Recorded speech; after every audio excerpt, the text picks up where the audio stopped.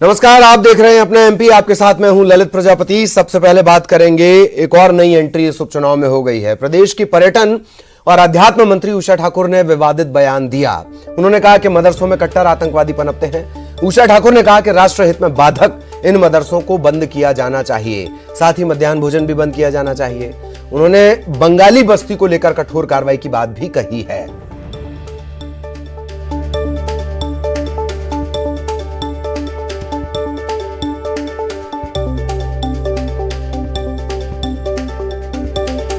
देखिए कि सारा कट्टरवाद, सारे आतंकवादी मदरसों में पले और बड़े हैं। जम्मू कश्मीर को आतंकवादियों की फैक्ट्री बना के रख दिया था।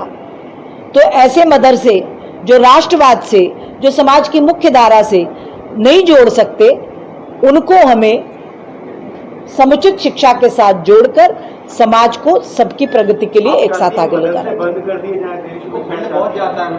देखिए, अभी असम में ये करके दिखा भी दिया, ठीक है ना, कि मदरसे बंद। राष्ट्रवाद के बाधा जो भी डालेगा, ऐसी सारी चीजें राष्ट्रहित में बंद होनी चाहिए।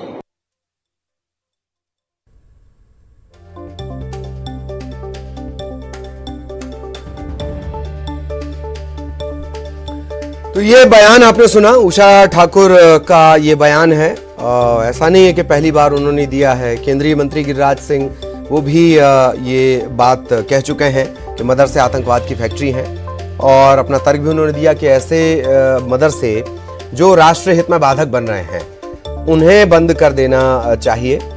और news 18 Madhya Pradesh senior editor Praveen Dubey हमारे साथ जुड़े हुए हैं। बहुत विस्तार से हम समझते हैं कि ये बयान यूं ही नहीं चले आते सियासत में। प्रवीण जी, कट्टर हिंदुत्व ये वो लास्ट कार्ड होता है, तुरुप का इक्का जिसे हम कहते हैं, जो बीजेपी की तरफ से अक्सर उछाला जाता है। प्रज्ञा का ही मसला ले लिया जाए, कैसे देख रहे हैं आप सबसे पहले इस बयान को? जी देखिए ललित, मैं आपको बताऊं कि कुछ ऐसा, मैं अगर ठीक से विस्तारित करूं इस पूरे चुनाव के संदर्भ को, तो ऐसे लग रहा है कि जैसे जब आपके पास सब्जी में आप जान रहे हैं कि टेस्ट जो है वो कम है, तो कई तरह के मसाले यूज किए जाते हैं। आप देखें कि एमपी के चुनाव में लगातार एक ना एक मुद्दा जो है बीजेपी अप्लाई करके देख रही है कि क्या ये काम होगा। मैं भी शिवराज, जब भूखा नंगा कहा गया तो उसे किया गया, फिर आइटम किया गया। तो बीजेपी चाहती है कि एक ऐसा मुद्दा जो एक साथ ध्रुवीकरण करे वोट को। तो मुझे लग रहा है ये कट्टर हिंदुत्व की एंट्री कराने का उद्देश्य यही है कि इस आड़ में वोटर को जोड़ दिया जाए। कितना कारगर होगा, कितना काम करेगा, ये तो वक्त बताएगा। लेकिन ये तय है कि अलग अलग मोर्चे पर अलग अलग लोग तैनात हैं जो इसी तरह मसाले की प्रैक्टिस कर रहे हैं। प्रज्ञा प्रयोग तो सक्सेस हुआ, और ये बड़े शने शने ये एंट्री आमतौर पे करवाई जाती है। पिछले 2-3 बयानों को देखकर ऐसा लगता है। जी बिल्कुल ठीक, यही मैं भी कह रहा हूँ लगातार के ये एक एक मुद्दे को आजमाते हैं पहले कि कौन सा कारगर होगा। तो हम देख रहे हैं कि 5 अलग अलग मुद्दे इन्होंने आजमाने की कोशिश की यहाँ पर एमपी के इलेक्शन में। पहले किसान कर्ज माफी, उसके बाद भूखा नंगा वाले मसले पे मैं भी शिवराज, फिर उसके बाद आइटम, और अब ये पोलराइज करने का जो प्रयास है। क्योंकि आप देखें कोई संदर्भ नहीं है अभी कहीं मदरसों में शासकीय धन के दुरुपयोग की खबरें नहीं आ रही हैं। अभी कोई संदर्भ नहीं है। अभी मैं सुन रहा था तो अब से थोड़ी देर पहले न्यूज़ 18 के साथ रजनीश अग्रवाल बीजेपी के प्रवक्ता जुड़े थे, उन्होंने कहा असम के संदर्भ में कही, लेकिन असम के संदर्भ में नहीं कही। उन्होंने ये कहा कि मदरसे बंद करा सकते हैं, असम में करा दिया।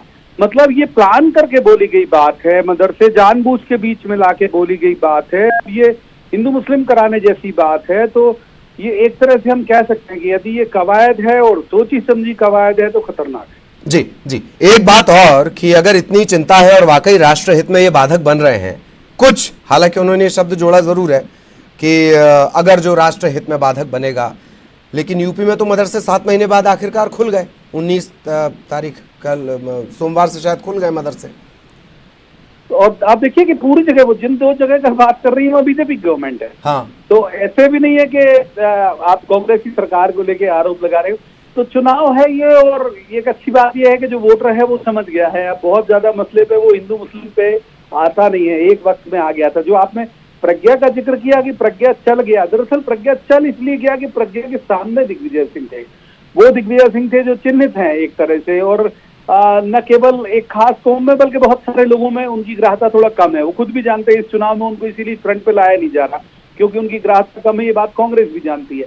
तो प्रज्ञा चली इसलिए कि उनके अपोजिशन में दिग्विजय थे, लेकिन यहाँ पूरे 28 जगह दिग्विजय सिंह नहीं है ना, यहाँ तो 28 जगह अलग अलग लोग चुनाव लड़ रहे हैं। तो ये जरूरी नहीं है कि ये मुद्दा चल जाए, संभव है कि ये मुद्दा मतलब अपील ही नहीं करे, एक थोड़ा सा एक बुलबुला जो प्याली का तूफान जो होता है, हो सकता है वो उठे और खत्म हो जाए, क्योंकि अब दोनों वर्ग जो है, दोनों कौम बहुत समझदार है, हिंदू भी समझदार है, मुसलमान भी समझदार है। वो जानता है कि हम टूल्स की तरह यूज नहीं होंगे पॉलिटिशियन के सामने, लेकिन फिर भी कवायद हम कह सकते हैं कि कवायद तो है बीजेपी की इस पूरे मसले को लेकर पोलराइज करने की। जी जी, कवायद तो कहीं ना कहीं एक बात और है कि इस तरीके के मुद्दे उठा लेना, या जैसे ये जो 4-5 जिनका आपने जिक्र किया साहब, ये भूखा शब्द जो था, उसके बाद आइटम शब्द को पिक कर लेना, या इस तरीके से शब्दों को पिक कर लेना, क्या वाकई शिवराज जैसा स्टार प्रचारक और इतना एक्शन मोड में रहने वाले व्यक्ति के बावजूद इन मुद्दों की जरूरत है, इस तरीके से पोलराइजेशन की जरूरत है? ये चीजें बताती हैं, मैं बताऊं आपको ललित, ये चीजें बताती हैं कि बीजेपी के लिए कितना फंसा हुआ है ये इलेक्शन। ये चीजें बताती हैं कि बीजेपी जान रही है कि इस इलेक्शन में कुछ आउट ऑफ द बॉक्स करना पड़ेगा। यदि मान लीजिए सफलता ऐसे तस्करी में मिलती हुई दिख नहीं रही, वो उन्हें कुछ ना कुछ आउट ऑफ द बॉक्स इस इलेक्शन में करना होगा, और ये कवायद हम उसी की देख सकते हैं। और अब आप देखिए कि इसमें इतना अच्छा इनके यहाँ वर्गीकरण है कि क्योंकि उषा ठाकुर ऐसे बयानों के लिए चिन्हित हैं, लिहाजा कह दिया जाएगा कि पार्टी का बयान नहीं है, लेकिन वो उनका पद देखिए, वो उनके पास संस्कृति, अध्यात्म 2-4 पोर्टफोलियो हैं, कैबिनेट मिनिस्टर हैं, तो फिर आप ये कह के नहीं बोल सकते कि पार्टी का बयान नहीं है। लेकिन मुझे पूरी उम्मीद है कि बीजेपी इस लाइन पे ले जाएगी कि भाई ये तो उषा जी की निजी बात है, और उषा जी इसी संदर्भ में बात कर रही थी, संदर्भ निकालने में बीजेपी मास्टर भी है, लेकिन मुझे नहीं लगता कि ये सहज निकला है उषा जी के मन से। ये एक योजना, एक रणनीति का हिस्सा प्रतीत होता है ललित जी जी। 2 लाख वोटर में अगर 2 करोड़ व्हाट्सएप ग्रुप कोई अपने मैनेजमेंट के तहत बना ले और उसके नेताओं से सहज बयान निकलने लगे तो समीकरण ही बदलने पड़ेंगे। बहुत बहुत शुक्रिया प्रवीण जी इस तमाम बातचीत, जानकारी और विश्लेषण के लिए। तो आगे देखिए ये मदरसे वाला बयान कितना आगे जाता है या प्याली में तूफान बनकर रह जाता है। बहुत दिलचस्प होने वाला है ये सब। और मध्य प्रदेश में आइटम, ये जो शब्द आया है बीच में, इस पर सियासत नहीं थम रही है। कांग्रेस ने सीएम शिवराज को चिट्ठी लिखी है। चिट्ठी में ये लिखा गया कि आइटम शब्द को अगर आप गाली और अपशब्द मानते हैं तो प्रदेश के सभी सरकारी कार्यों से आइटम शब्द को विलोपित कर दिया जाए। बाकायदा शिवराज को कांग्रेस ने चैलेंज किया है कि देश की तमाम कार्रवाइयों से, सरकारी कार्रवाई, इस शब्द को विलोपित किया जाए। पीएम मोदी को भी पत्र लिखे। कांग्रेस प्रवक्ता भूपेंद्र गुप्ता ने कहा है कि भाजपा ने प्रदेश भर में तंबू लगाकर जो पैसा खर्च किया है उसकी वसूली भी तभी हो पाएगी जब इस शब्द को हटाया जाए।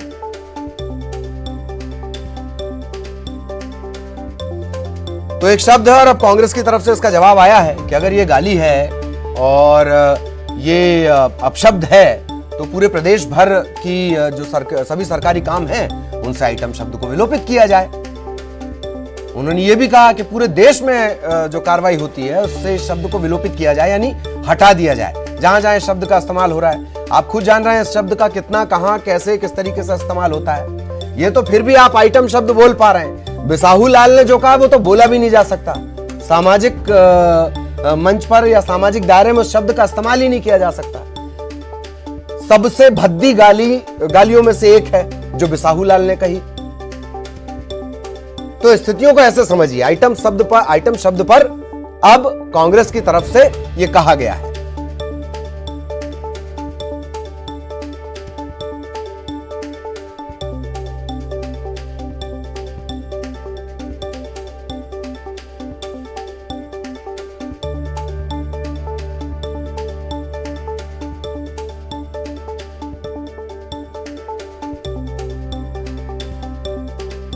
और जितेंद्र हमारे सहयोगी इस वक्त हमारे साथ जुड़े हुए हैं। क्या कुछ कहना है जितेंद्र भूपेंद्र गुप्ता साहब का, विस्तार से बताएं जरा क्या क्या उन्होंने कहा है।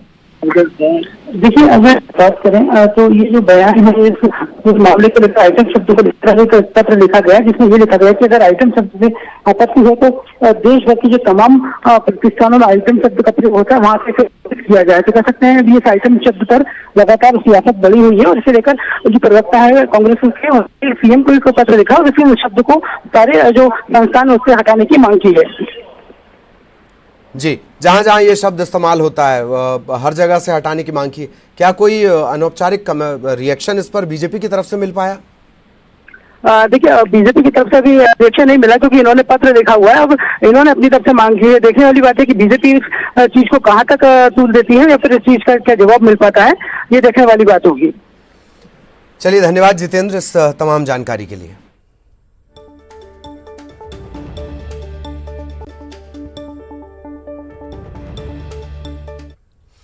इधर मंत्री नरोत्तम मिश्रा ने बिसाहुलाल के बयान पर माफी मांगी है। उन्होंने कहा है कि मुझे बयान की जानकारी नहीं है, लेकिन संसदीय कार्य मंत्री होने के नाते मैं माफी मांगता हूं।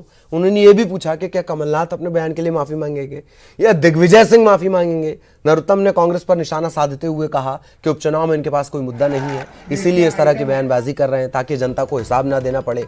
ये भी बड़े अचरज की बात है कि नरोत्तम मिश्रा ये बात कह रहे हैं कि कोई मुद्दा नहीं है और उषा ठाकुर कह रही है कि साहब मदरसों को तो बंद करना पड़ेगा। वो ऐसे बता रहे जैसे हम जानते ही नहीं है कि आइटम का अर्थ क्या होता है और किसको आइटम बोला जाता है। आपने ज्ञान दिया उसके लिए धन्यवाद, लेकिन माफी मांग लेना अगर किसी ऐसी महिला से क्या बुरा है। अगर आपने उसको आइटम कहा है तो आपने खेद व्यक्त किया है, गलती नहीं मानी। पर मैंने उनकी बाइट सुनी नहीं है, पर अगर आपत्तिजनक कुछ है और किसी को ठेस लगती है तो मैं संसदीय कार्य मंत्री माफी मांगता हूँ। दिग्विजय सिंह यही बोलेंगे और क्या सोच रहे थे आप कमलनाथ की तरफ से माफी मांगेंगे जैसे मैंने बिसाहुलाल जी की तरफ से मांग ली।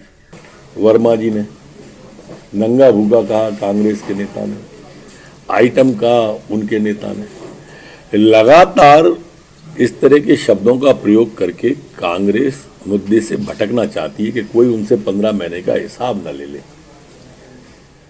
क्योंकि उनके पास मुद्दा ही नहीं है। आप कमलनाथ जी का एक भी बयान ऐसा देख के बता दो जो उन्होंने कहा हो कि मैंने 15 महीने में ये काम कर दिया, मुझे वोट दे दो। हमारे को गाली दे के वोट मांगना चाह रहे हैं, जहां जा रहे हैं वहां हमको गाली दे रहे हैं। आपने क्या किया आप बताओ, हमने क्या किया हम बताएं, जनता तय करेगी किसको वोट देना है। उसके बाद आप ये क्या करते हो, कभी आइटम बोल देते हो, कभी रावण बोल देते हो। और आज प्रधानमंत्री मोदी का संबोधन है, शाम 6 बजे प्रधानमंत्री मोदी का संबोधन है। देश को वो संबोधित करेंगे। बाकायदा उन्होंने ट्वीट कर के इसकी जानकारी दी है। प्रधानमंत्री मोदी ने ट्वीट कर लिखा कि आज शाम 6 बजे राष्ट्र के नाम संदेश दूंगा, आप जरूर जुड़ें। शाम 6 बजे प्रधानमंत्री का संबोधन।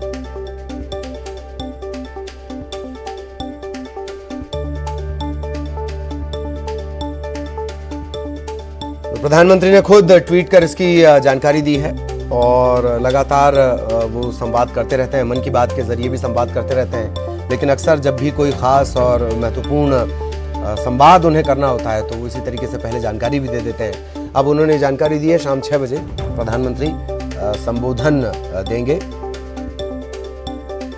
ट्वीट कर अपने ट्विटर हैंडल के जरिए उन्होंने ये जानकारी दी है।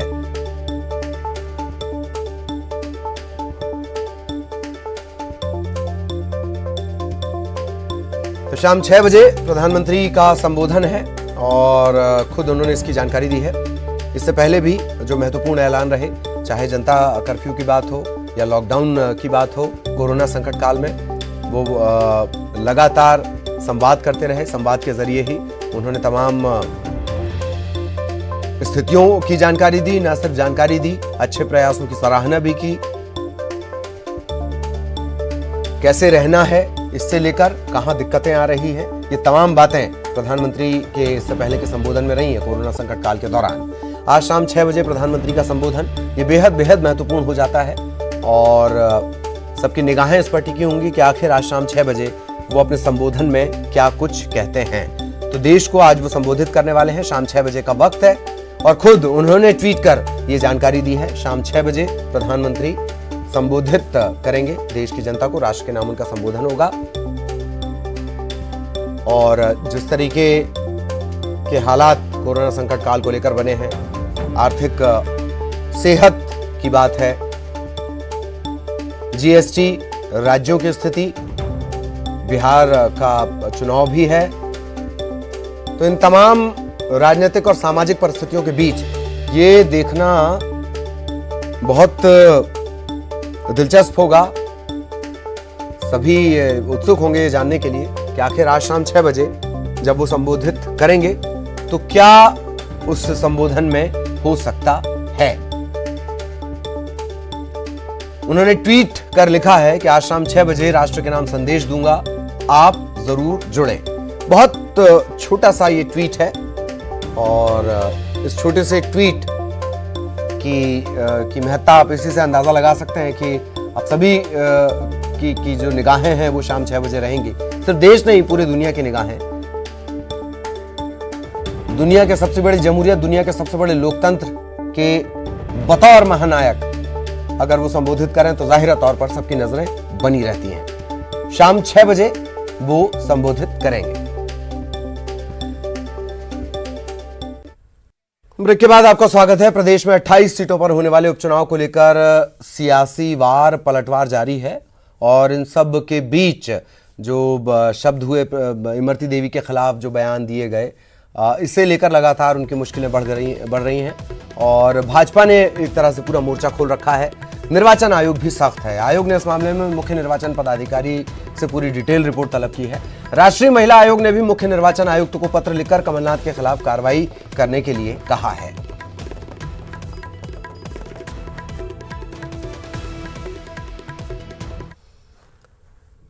इधर इंदौर में कमलनाथ का बयान को लेकर बीजेपी के अनुसूचित जाति मोर्चे ने अनोखे तरीके से विरोध जताया है। कार्यकर्ताओं ने कमलनाथ और दिग्विजय सिंह का मुखौटा पहनकर नृत्य किया और आइटम गर्ल बनकर ये पूरा प्रदर्शन किया गया।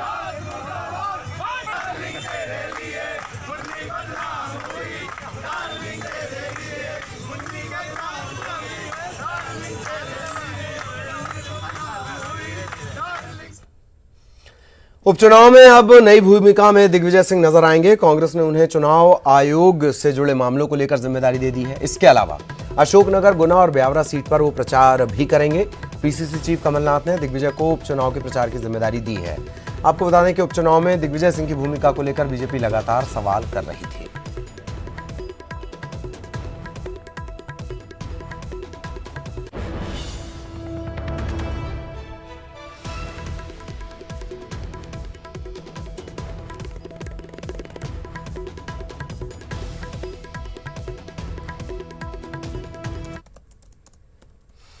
इधर खबर अनूपपुर से भाजपा को नोटिस जारी हुआ है। बिसाहुलाल सिंह के बयान पर यह नोटिस जारी हुआ है। रिटर्निंग अधिकारी अनूपपुर ने यह जारी किया है। अनूपपुर विधानसभा ने भारतीय जनता पार्टी को नोटिस जारी कर बिसाहुलाल के उस बयान पर जवाब मांगा है जिसमें उन्होंने कांग्रेस प्रत्याशी विश्वनाथ सिंह कुंजाम की पत्नी को लेकर आपत्तिजनक टिप्पणी की थी। मीडिया में बयान आने के बाद ही रिटर्निंग अधिकारी ने नोटिस जारी कर जवाब मांगा है। नोटिस जारी करते हुए पूछा है कि आपने कांग्रेस प्रत्याशी की पत्नी के बारे में आपत्तिजनक टिप्पणी का प्रयोग क्यों किया। 24 घंटे के अंदर ये जवाब मांगा गया और वो टिप्पणी इतनी ज्यादा बेहुदा भी उसके लिए हल्का शब्द है कि उसे बताया भी नहीं जा सकता और शब्द का इस्तेमाल नहीं किया जा सकता।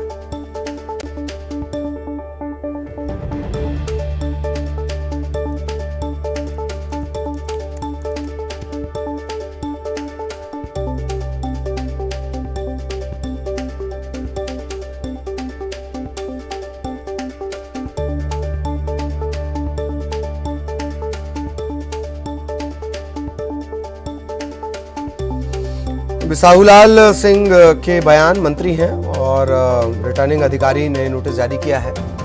हालांकि मंत्री शब्द का तो इस्तेमाल अभी नहीं कर पाते होंगे। बीजेपी के वो प्रत्याशी हैं, अनूपपुर से पुराने कांग्रेसी हैं, लंबे अरसे तक कांग्रेस के नेता रहे, बेंगलोर तीर्थ करने गए थे जहां उनका हृदय परिवर्तन हुआ और फिर वो बीजेपी के साथ हैं। तो सभी का ध्यान इस बात पर रहा कि आइटम शब्द का इस्तेमाल क्यों, लेकिन जो शब्द इस्तेमाल किया गया बिसाहुलाल सिंह के द्वारा उसे कहा भी नहीं जा सकता सार्वजनिक जीवन में। इसी को लेकर अब ये नोटिस जारी किया गया है और पूछा गया है 24 घंटे में जवाब मांगा गया है बिसाहुलाल के बयान को लेकर। रिटर्निंग अधिकारी ने नोटिस जारी किया है। ये भी पूछा गया है कि किसी की पत्नी के बारे में, जो प्रत्याशी हैं कांग्रेस प्रत्याशी, उनकी पत्नी के बारे में इस आपत्तिजनक टिप्पणी या शब्द का इस्तेमाल क्यों किया गया। 24 घंटे के अंदर ये जवाब मांगा गया है।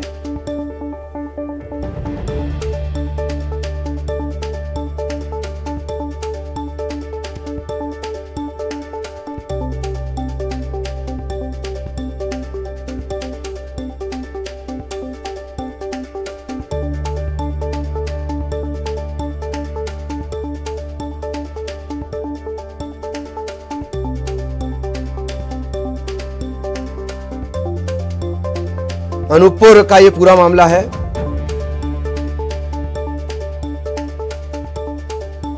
और राजनारायण द्विवेदी हमारे सहयोगी इस वक्त हमारे साथ जुड़े हुए हैं। राजनारायण, क्या कुछ इस रिटर्निंग ऑफिसर ने क्या कुछ सवाल पूछे हैं और 24 घंटे का वक्त दिया गया है, विस्तार से बताएं जरा। जी ललित जी, मैं बता दूं, कल भारतीय जनता पार्टी के प्रत्याशी बिसाहुलाल सिंह के द्वारा कांग्रेस प्रत्याशी विश्वनाथ सिंह कुंजाम की पत्नी को लेकर अशोभनीय भाषा का प्रयोग किया गया था। इस मामले में रिटर्निंग अधिकारी व इलेक्शन कमीशन ने संज्ञान लेते हुए भारतीय जनता पार्टी के प्रत्याशी को नोटिस जारी कर 24 घंटे में जवाब मांगा है। जारी की गई नोटिस में उन्होंने अशोभनीय भाषा का प्रयोग किस तारतम्य में किया गया, कैसे किया गया और क्यों किया गया, ऐसे सवाल खड़े किए हैं। इस संबंध में रिटर्निंग अधिकारी से जब बात हुई तो उन्होंने मीडिया को तो नोटिस देने से इनकार कर दिया है। उन्होंने स्पष्ट किया है कि हाँ, हमने नोटिस जारी की है। भारतीय जनता पार्टी के जिलाध्यक्ष से भी बात हुई इस मामले में, तो उन्होंने कहा नोटिस जारी हुआ, क्या जवाब देना ये हम देंगे, मीडिया को बताने की आवश्यकता नहीं है, ऐसी बात कही है ललित जी। जी जी जी, चलिए बहुत बहुत धन्यवाद आपका इस तमाम जानकारी के लिए।